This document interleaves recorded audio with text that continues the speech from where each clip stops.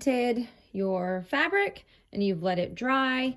Now it's time to cure it. That way, whenever you wash it, it stays put, everything looks good.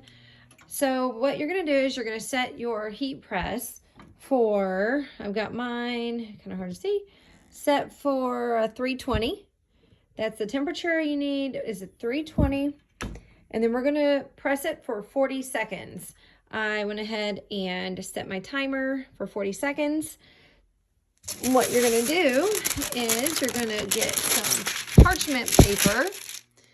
You need parchment paper over the top. That way the ink doesn't stick to your heat press.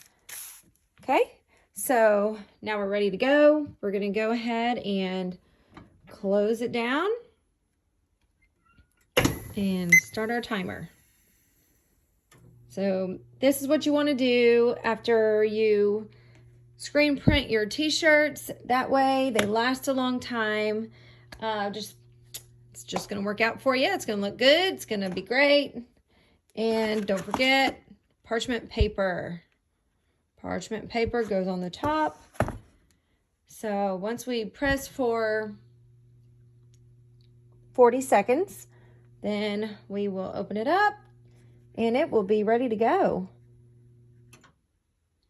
4, 3, 2, 1. Okay, we're gonna open this up.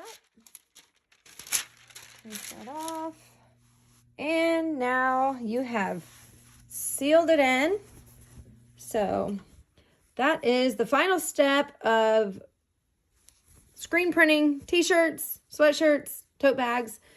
And that way, if it's something you're going to wash, then it's probably a good idea to go ahead and stick it on your heat press for 320 for 40 seconds.